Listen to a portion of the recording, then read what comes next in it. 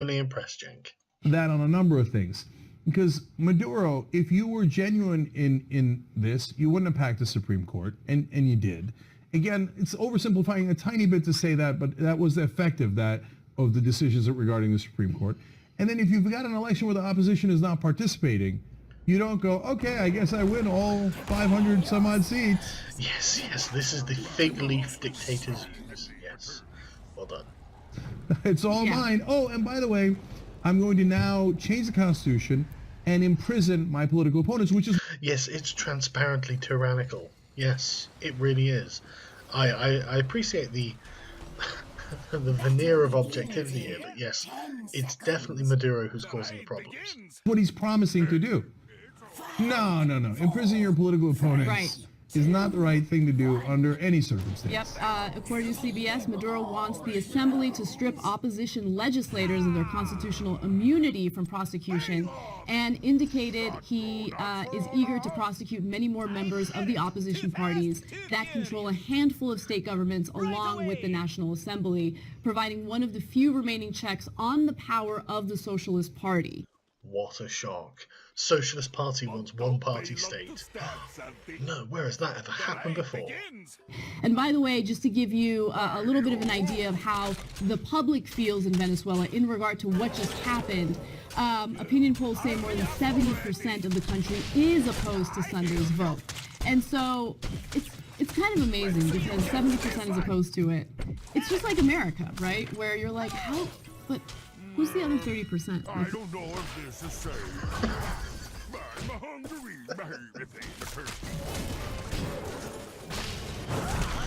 Party members and useful idiots, Anna. That's it. Party members and useful idiots. Where have you guys been and why do you guys feel that way? But anyway. No, but because Maduro says, look, the reason you're suffering is not because of me, but because of outside forces that are driving these economic problems in the first place. Literally what every single socialist government says. Every single one. Every socialist will say this. It's not a problem. Socialism, it's everyone else's fault. No, it's not. Now, again, I don't think the facts are on his side on that because they did not... And they never have been, just so you know. Not properly invest when oil prices were high, and they're doing price controls. Price controls and currency controls, generally speaking, especially price controls, are a disastrous economic idea. And now you can say, hey, Cenk, you're a capitalist, it's not fair. Look, we can argue over the word. You know what I find is interesting is that Cenk actually is a capitalist. He is actually pro-free markets. I think it probably comes from him being a business owner, from owning the Young Turks. I don't think he wants it socialised, because it's a successful enterprise. And why would you want that socialised? Of capitalism, socialism, mixed economy. The reality is that the government does some things better, military costs, but also education, healthcare. I think the government should provide healthcare so that you have equality of opportunity. Yes. This is why we have governments. In education, and just so you can live. I do think that companies make better sneakers and cars. Okay, but when you do price controls, I've never seen it work in any economy. So you shouldn't be surprised that that decimated your economy. No, you can go back as far as you like. See, the price controls don't work. You can go back to the Edict of Diocletian, where he sets a bushel of wheat at like 25 dinars or something during a period of hyperinflation. He's right. Price controls don't work.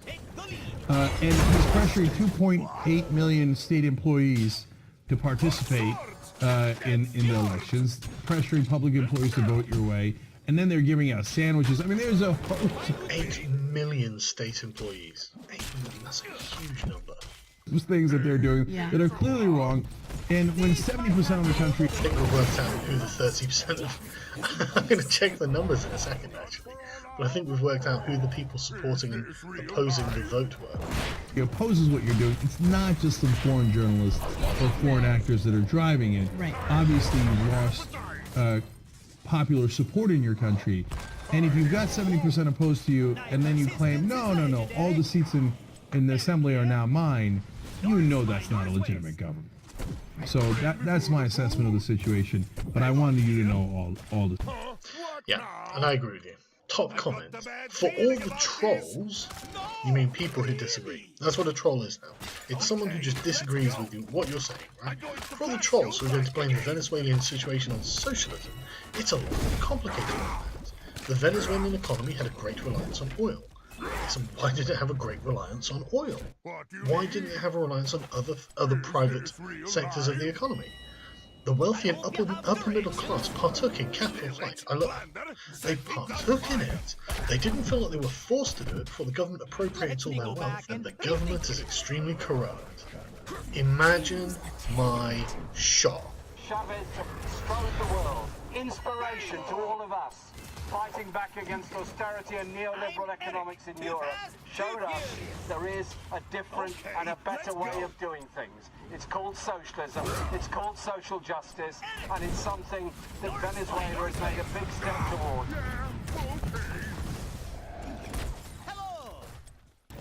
¿Qué está manifestando? Why are you protesting today?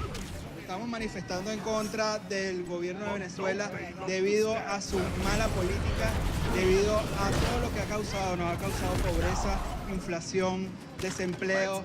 Manifiesto para poner mi grano de arena para lograr la Venezuela que conocí cuando era joven. Disculpe, ¿me puede decir por qué manifiesta hoy? Precisamente por la libertad del país. Por el futuro de Venezuela, por un mejor país, por todos los estudiantes que han muerto.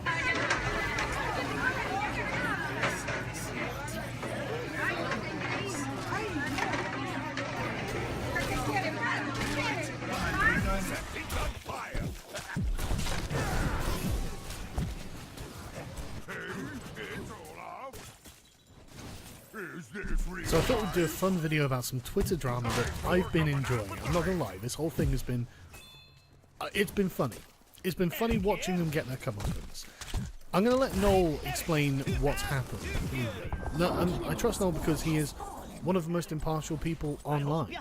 And people might, people for some reason think we're friends or something. It's not that we're friends, it's just that we have nothing to be enemies about. And so I've got a great deal of respect for Noel and the work he does, and I'll leave a link to his channel in the description. You should check him out if you want a fair breakdown of things that happened. Noel is the man to go to, and in regards to like our community, he's the man to go to. He's the most objective man I've met in this community. And I saw someone was accusing him on Twitter of being my buddy or something, and Noel was just like, not really. It's just Sargon doesn't lie about me. And I don't lie about anyone else either, but Christie does, and that's why he has an opposition to Christie. But anyway, I'll let Noel explain what's happened. What I can't get my head on, call me cynical, right? Call me fucking cynical if you like. But Christie Winters gives off this vibe that she just loves Heather, she's just so fond of Heather.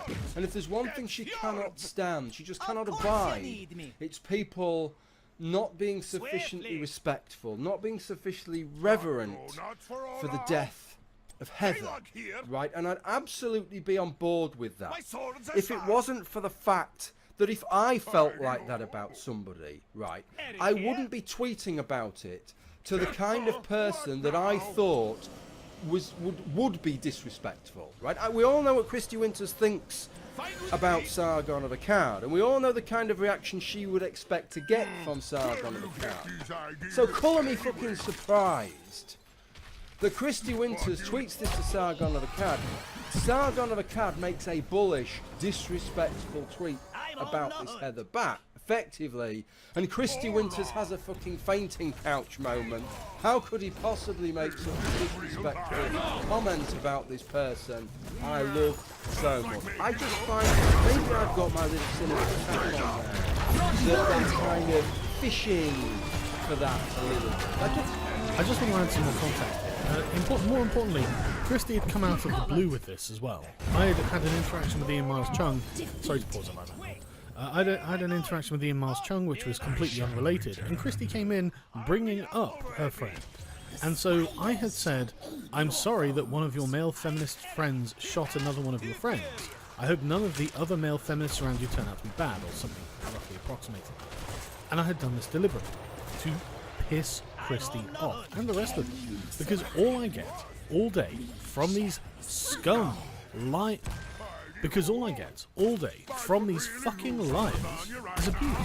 And I'm not the one who's categorised this as abuse. They are the ones who would categorise this as abuse. If I sent to an East Sarkeesian just half of the stuff they sent to me, I'd probably get shut down. They'd be reporting me non-fucking stop. And they'd be calling me every name under the sun anyway, which they already do. So fuck these people. So yeah, these people can get the complete wrath of my ire as far as I'm concerned. I do not care about their feelings at all. I'm not interested in protecting their feelings. In fact, I want to hurt their feelings to the point where they just leave me alone. Because they are, so many people tell me that they're basically like an anti-Sargon community, and it's fine. They can go and be an anti-Sargon community as much as they want. They just don't have to contact me. And if they're going to contact me and consistently denigrate me, well, guess what I'm going to fucking do in return? I'm not going to suddenly treat you with respect and think, well, I mean, I don't want to hurt that person's feelings, even though they're calling me a piece of shit, even though they're lying about me and calling me scum, blah, blah, blah, blah, blah. I don't want to hurt their feelings. No, fuck their feelings. Fuck the social justice community. There is no dialogue to be had with them. They don't want dialogue. They don't want it. If they did, they wouldn't consistently lie. If they wanted dialogue, Tim Blake wouldn't start a video like this. And this involves Sargon of Akkad, Carl of Swindon. That's really respectful, Tim. That's really making me want to have a dialogue with you, Tim. But go on. Benjamin Carl, man. To me, Sargon of Akkad is an amazing example of the mediocrity that can result from popularity. He's not well read on the subjects that he talks about. He's not very intellectually curious. He's not very intelligent, but he sounds like he is, so he's kind of like a pseudo-intellectual. He's very bad at listening to other people's arguments, but he's excellent at straw-manning and just making up other people's positions and attacking that. And he has a tremendous ego. Like, he seems to think that his shit doesn't stink and that he can do anything that he wants to do and it's always fine. And the way that his fans kind of suck up to him, he kind of has a point. You know, once you reach a certain level of popularity, you create an aura around yourself, a kind of community of people who defend you.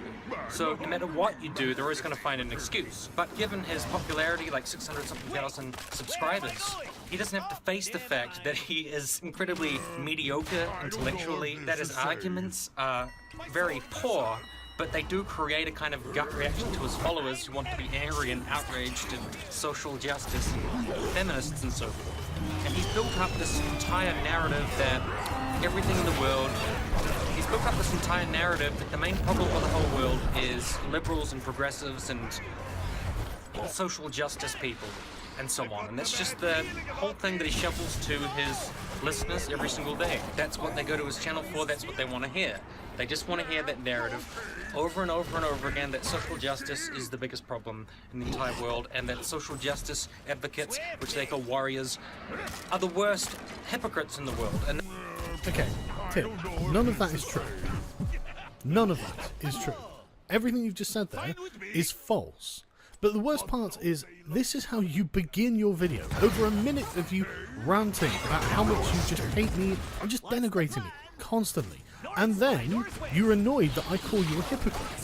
This is why I call you a hypocrite, Tim. We're in an unrelated tweet by N. Miles Chong about John McCain. Christie brought up Sargon being in a stream where he mocked and made fun of the death of a feminist. Okay, I know what people will say. Now, Tim is about to disprove Christy Winters. I'm just going to skip over it because you've heard the stream before, I'm sure. But he even includes the part where I say, look, we shouldn't do this. So, Tim has just confirmed that Christy Winters was lying. Not only that, he goes on to confirm more. People who were just mocking her death relentlessly and then later pretending that they were mocking the killer. Well, they were, but carry on. You can read their minds better than they can, I suppose. Which is still hilarious to me. Just go listen to that stream and you'll see how much they love the fact that a feminist got murdered. No, we love the fact that a feminist did the murder. That was the funny bit. And do you know why, Tim? It's not like people hadn't had arguments and conversations with Russian Deadpool, which was the man being mocked. You know, the murderer. The murderer who was in your group of friends who murdered a woman who professed to be a feminist. Do you not see the irony of that, Tim? That it's one of your friends, a feminist, that murdered a woman. After telling us and talking down to us as if we were people, as if we were the people who don't respect women. The idea that you can somehow see past this is incredible to me, and the idea that Christy Winters would weaponize the death of her friend in order to score points on Twitter is shocking to me as well. And the fact that you don't call that out is why I'm calling you a hypocrite, Tim. Christy brought it up. I think it was somewhat uncharitable because it wasn't really related to the conversation about John McCain. So Christy was in the wrong. That's what you need to do. Just say it. Christy was in the wrong. I mean, you've just said it, so why aren't you calling it Christy? She was like, so Ian Armstrong, you also condemned Sargon. Now, this could also be seen as a part of the culture war. Yes, you're culture warrioring, which is a new term I've made up. And you've called this video culture war garbage, and yet it's still aimed at me. You're still making excuses for Christy. Why? What? That Christy was partaking in there between the social justice warriors and the anti-social justice people, because it's kind of like, Ian Armstrong, you're on that side, and you're saying this about that, so do you also condemn this on your side? So that's sort of part of the whole dynamic. But I do... Yes, and Christy was... Yes, and Christy was perpetuating it. And the point is, you don't care because you are a culture warrior as well. Do you think Ian could have just answered that in an honest way? Like, what's... Why would he? Why would he? She's not approaching him in an honest way. Why would he answer it honestly? Why would he do that? Your problem is with Christy Winters so far. Carry on. What does he think about that? Instead, they all went berserk, and then Sargon McCart came in and made this extremely vicious tweet. Vicious tweet. To Christy. Yes I did, and I'll do it again. The next time one of you little bitches steps out of line, I will do anything I can to hurt your feelings. Because do you know what? Do you know something really interesting? Hurting your feelings isn't against the terms of service. This tweet didn't violate the terms of service. It just really pissed you off. Maybe you'll be more careful in future. And obviously people were riled up because that was a very cruel and antagonistic tweet. Imagine, you are part of a community that most people around you who aren't in your community, just describe you as the anti-Sargon community. You spend all day, every day, tweeting either, malicious things at me or just spreading false propaganda about me. And you are sat there saying, well, this was a really mean tweet. Get fucked, Tim. Holy shit, do you think I owe you any amount of charity when it comes to considering your feelings? You must be insane. You must be so unbelievably insane or incredibly entitled.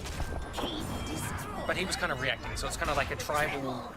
No, I was reacting, that's exactly right. Because Christy was provoking. She was trying to score points in the culture war. That's what your friend was doing.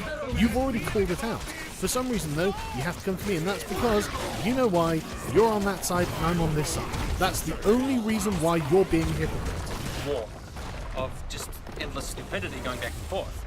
So that you're currently making excuses for. Go on. My friend, feminist Chrisiosity, she got riled up and she got really angry and she was like, Sargon, you're full of shit, you're a fucking monster, you're a bastard, fuck you. Yeah, and that's against terms of service. And if I was saying that to Anita Sarkeesian, you'd fucking flip a table. You would be demanding, there would be a petition against me to get me banned and defunded on every single platform. I've never said anything like this to Anita Sarkeesian. I've never said anything like this to anyone, I don't think. But the point is, this isn't okay by your terms of service that you support. You don't want people saying things like this, and then Chrissy gets a bit pissed off and then does it herself. She's an abuser, Tim. She is an abuser of me, Tim. Now, whether I care about that or not is not your business. What the business is that this violates Twitter's terms of service. I hate you, and I remind you every day what a piece of shit you are.